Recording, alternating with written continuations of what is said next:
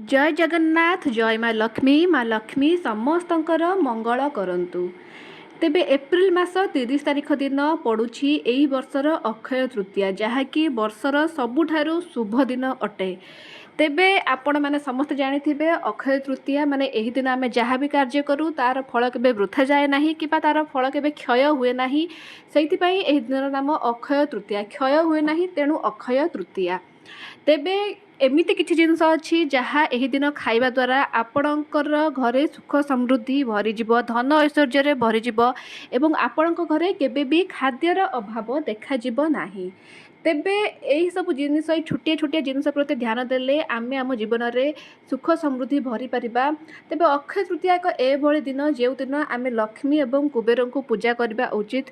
जेमिति आमे दीपावली एवं धनतेरस रे लक्ष्मी एवं कुबेर को पूजा करू, सेही भली अक्षय तृतीया दिन मध्य आमे लक्ष्मी एवं कुबेर को पूजा करबा उचित।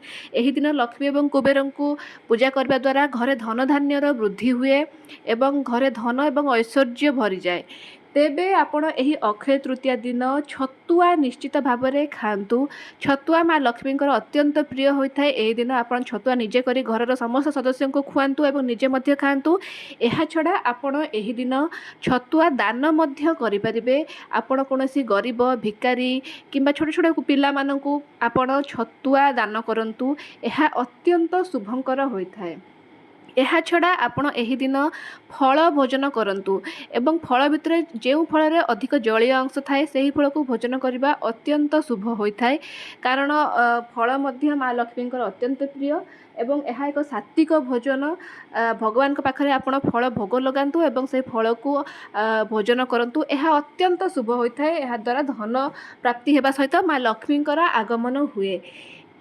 ଏହା ଛଡ଼ା ଆପଣ ଅକ୍ଷୟ ତୃତୀୟା ଦିନ ଘରେ କ୍ଷୀରି ତିଆରି କରନ୍ତୁ। ଆପଣ ଅକ୍ଷୟ ତୃତୀୟା ଦିନ ଘରେ ଅରୁଆ ଚାଉଳରେ କ୍ଷୀରି ତିଆରି କରନ୍ତୁ।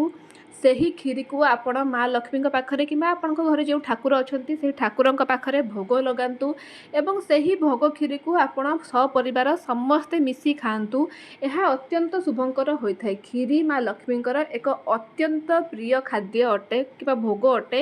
ତେଣୁ ଆପଣ ଅକ୍ଷୟ ତୃତୀୟା ଦିନ କ୍ଷୀରି ଭୋଗ ଲଗାଇ सुबाहित चाउल हेले अत्यंत भल। सुबाहित अरुआ चाउलर क्षीरी भोग लगाई माँ लक्ष्मी पाखरे सही क्षीरी को सपरिवार भोजन करंतु। यह अत्यंत शुभंकर होता है। यही दिन केबे भी आमिष भोजन करंतु नाही। अक्षय तृतीया दिन केबे भी भूल रे भी आइंष खातु नाही। यह छड़ा पियाज रसुण मध्य खातु नाही, कारण यह मध्य एक तामसिक खाद्य। तेणु आइंष किंबा पियाज रसुण भले तामसिक खाद्य आपण अक्षय तृतीया दिन केबे भी खातु नाही। यह द्वारा आपण को माँ लक्ष्मी रुष्ट हुअन्ति एवं घर छाड़ी चली जाती एवं शनिंकर कोप दृष्टि मध्य पड़े।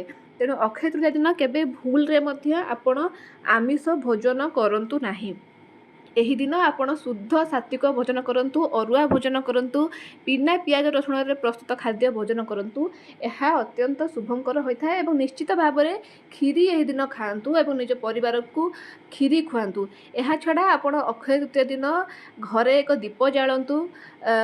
ठाकुर घरे एक माटीर दीप जालंतु। यह छड़ा जदि आपणक घरे किंबा बाड़ी रे अशोक गछ अछि तेबे अशोक गछ मूल रे एक दीप जालंतु एवं से दीप जाली सारी अशोक गछ पाखरे आपण निजर मनस्कामना कहतु। देखिए आपणकर मनस्कामना निश्चित पूर्ण हेबो।